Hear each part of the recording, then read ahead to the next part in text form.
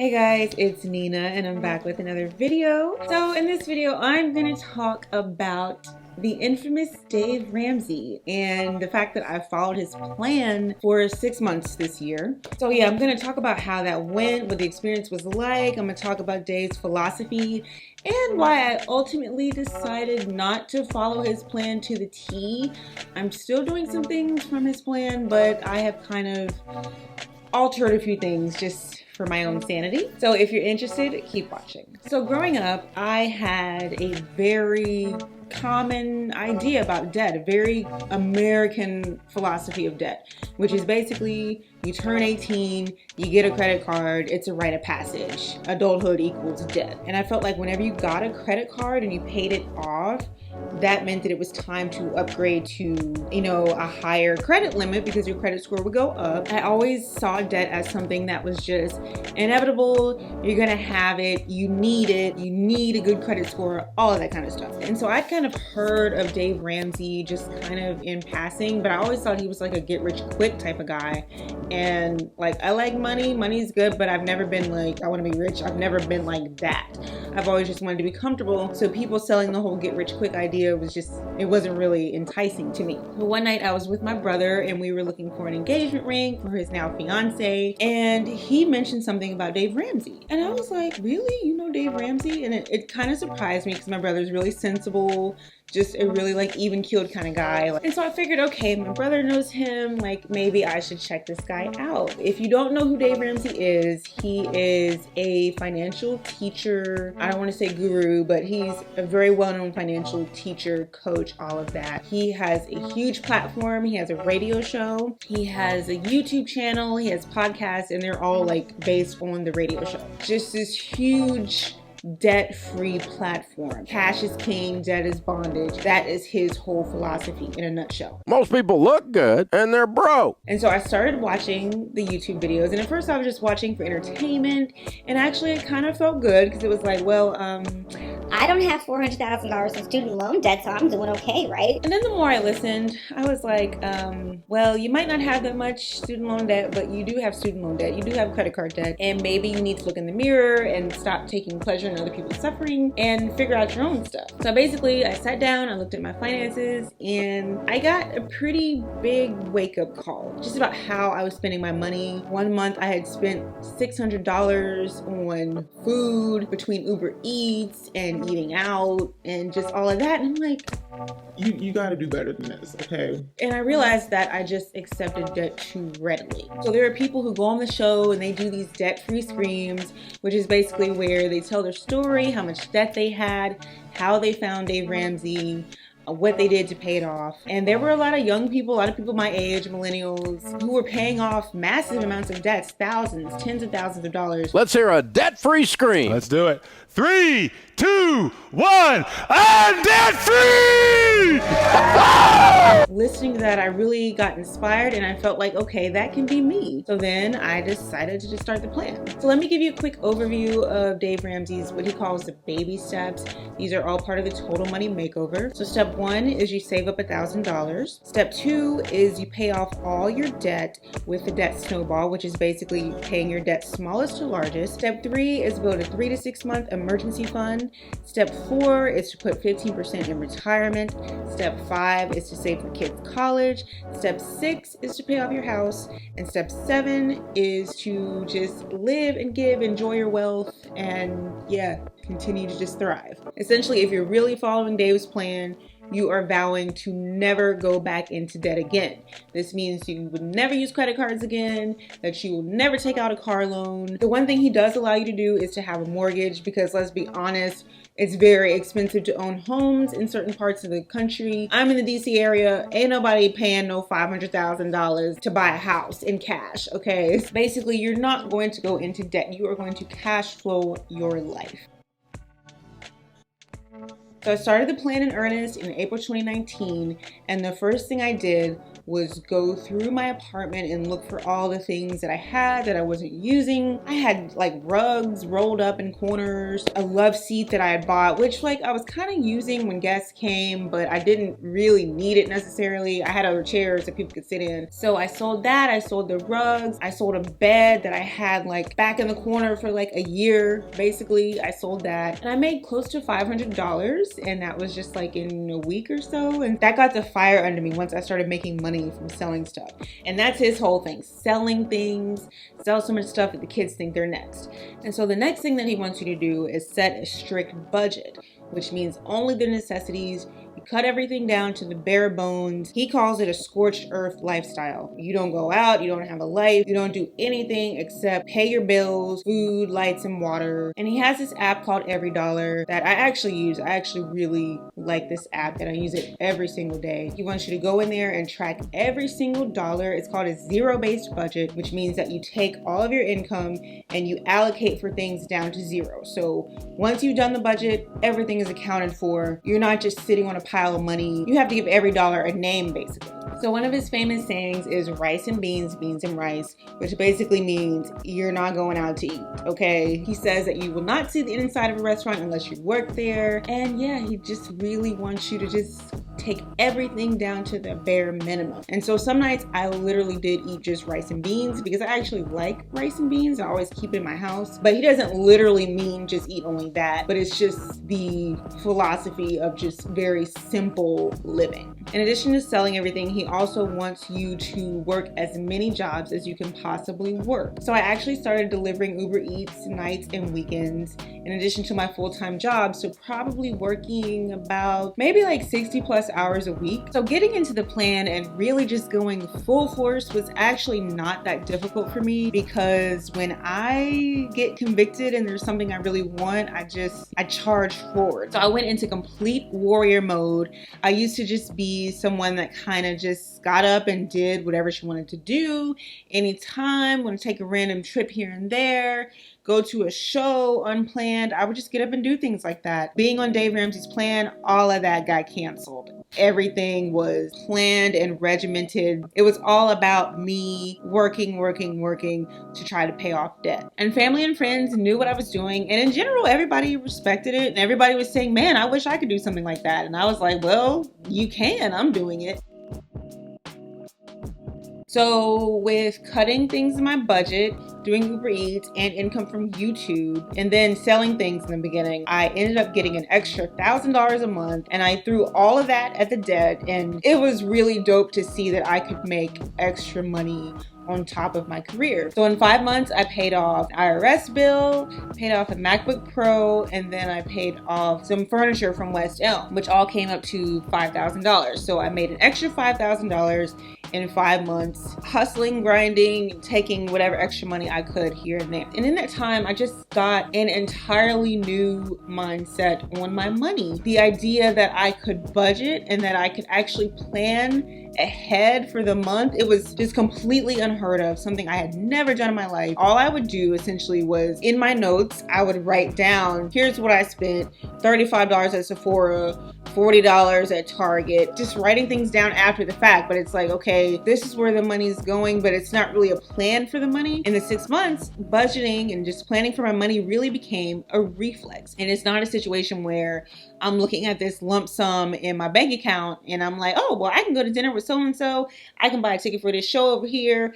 I can take a little day trip to New York. Like, no. So with the IRS bill, the MacBook, and the West Elm furniture, I freed up about $240 a month. I was still in a no interest phase on the MacBook. The payment was very low. And the goal was to knock that bad boy out before the interest kicks in. And then when it came to things that I wanted, work was the credit. For example, I really wanted this new vacuum cleaner. That's how you know you're getting old, when you get geeked about a vacuum. So I wanted this vacuum. It was on sale. And I said, well, I didn't put it in the budget this month, so I'm just gonna do a bunch of Uber Eats deliveries and that is gonna get me the vacuum. I'm gonna pay cash, I'm gonna pay one time, I'm gonna be done. Work replaced credit cards. And really that's kind of how it should be, right? We work for our money. We don't just get free money unless you're super rich. I felt more in control of my finances. I felt more like an adult, and there was a lot of shame that I felt making good money but not having a plan for that money, a real plan. There's a difference between never being taught something and never learning something. I took the learning into my own hands. That's what we have to do a lot of the times, and I changed things. And then I got to the point where I started to just feel that I could have more because I would be paying cash for it and it wouldn't follow me, you know, down the line. So those are some of the pros of Dave Ramsey's plan for me. So some of the cons. Dave is really serious about you having no life while you're doing this plan. Okay. And he can be very intimidating. He's a church-going man. He has this thick Southern accent. He's an expert on his opinion for sure. And he will quickly tell somebody, you know, you can do what you want to do, but you called my show, so here's what I would do. Like, he has a lot of fire. I like that fire in him because that's what really made me get up and do something different, because he's always talking about how you're out of control, this is stupid, why are you doing this? But sometimes it can be a little bit over the top and a little demanding. Dave Ramsey is not for the faint of heart. He will rip you a new one. He always talks about saying no, like not going on any vacations. So I went to New York for a cousin's party and I did feel guilty, and that was just kind of a recurring theme in the 6 months, where whenever there was something that I wanted to do, I just felt a lot of guilt, and it was like, oh, Dave's gonna be sitting in the seat next to me when I get on a plane. It's a very fire and brimstone. There is no room for discussion. Nah, this is what the plan is. If you really get into Dave, you can't see anything any other way. It can be very daunting if you're doing it for years. So my complete payoff plan would be 2 years. And that's 2 years of no life, 2 years of just hustle and grind and pay off everything. And then it just brought a lot of questions to mind, like, well, should we really focus this much on paying off debt? Yes, I want to build wealth. Yes, I want to be free. I don't want to be beholden to the banks because of debt, but I also want to live and enjoy my life because life is short. So why isn't there any room in this plan? So one of his sayings is, adults devise a plan and follow it. Children do what feels good. And I really love that saying. I've used that saying to talk myself out of the home decor aisle at Target. But yeah, like, there's self-control is a huge part of the plan, but it also just, I don't know, I feel like you have to live just a little bit. You have to enjoy a little bit of life. You should not feel guilty about wanting to buy yourself a new sweater, you know, buy yourself a plant, things like that. I don't know, just little simple things. And I feel like you need those little rewards to help you keep going on the plan. I really do get where he's coming from with the payments mindset, because so many Americans have that, where it's like, we only think about, can we afford the payment? We don't think about the fact that this is a $30,000 car that, you know, could have been a down payment on a home, could have turned into $1 million in our retirement account. We don't think about that. So I do understand what he's saying, but I just don't know if deprivation is the answer necessarily. I feel like there has to be like a middle ground somewhere. So as I was doing the plan for the 6 months, it just got to the point where I just felt like there were more important things in my life than paying off the debt. The debt is very important, but my relationships with people are important. There are ways to maintain relationships with people. You don't always have to go to brunch if you're hanging out. I mean, you can go to the park and, I don't know, go bring some fruit and sandwiches. So there are things you can do, but I just felt like in general, I wanted just a slightly different approach to paying off my debt. But after 6 months, I treated myself to an all cash trip to New Orleans. And that's when I was like, I just need to have these moments of decompression. I need to have this time where I, focus on myself, focus on living. And so where I am today is that I am still 100% using the Every Dollar app. I am still doing my budget. I'm still planning for the month. That is crucial to me. That has been a lifesaver. That is how I want to live my life for sure. I actually got a really nice raise in October. And because of Dave's principles, I know what to do with that extra money now. It's going towards debt payment. Credit cards for me are still off the table as a primary form of payment. I've actually gotten to the point where I use them as a tool in my budget, meaning that I budget $100 for groceries every 2 weeks, which I feel like I need to add more because I just keep It always just seems like I need more than that. But just for example, I know I'm spending $100, so I have gotten to the point where I sometimes will put that on my credit card because I know I have the cash.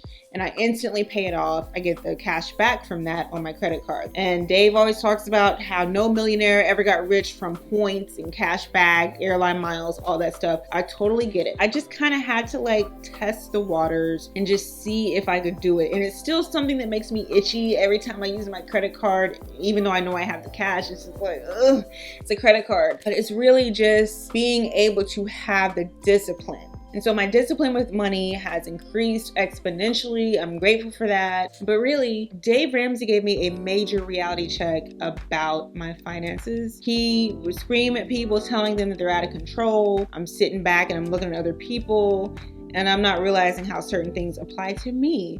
So I can only be grateful for that. Dave opened my eyes about a lot of things, changed my mindset, changed my whole philosophy on money. So yeah, I can only be grateful for that. But one thing that I don't really like about Dave's approach is that it's all very fear-based. He has this saying about gazelle intensity, which is basically, imagine that you're a gazelle running from the lion. The lion is dead. You know, you're just running and running and running for your life. And in step 2, when you're paying off all your debt, that's how you're supposed to go. And it does work.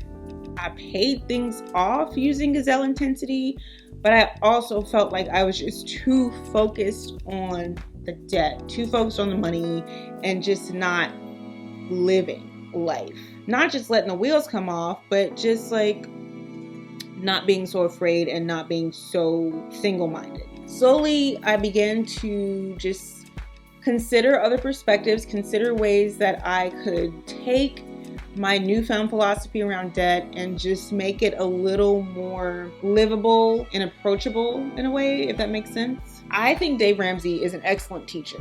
There are some things that he has said that, you know, will probably stick with me for years to come. His whole idea is live like no one else, so later you can live and give like no one else, which is basically you do all of this hard work and this sacrifice and this deprivation basically, so that way later on you can just enjoy the fruits of your labor, you can give and be generous, and you can just have a good free life. And that is beautiful, that is wonderful, that's what I want. But I'm gonna be somewhere like in the middle where I'm paying off debt, but I'm also enjoying some things in life.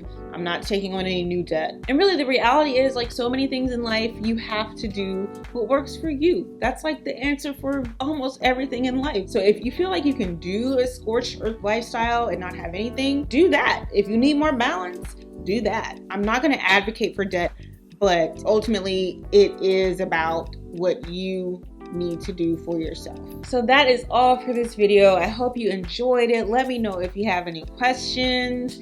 I am prepared to hear some rebuttals. All of that is fine. This is my life. This is my money. I'm just talking about what I'm doing. If you like this video, please give it a thumbs up. Please subscribe if you haven't already, and I will see you next time.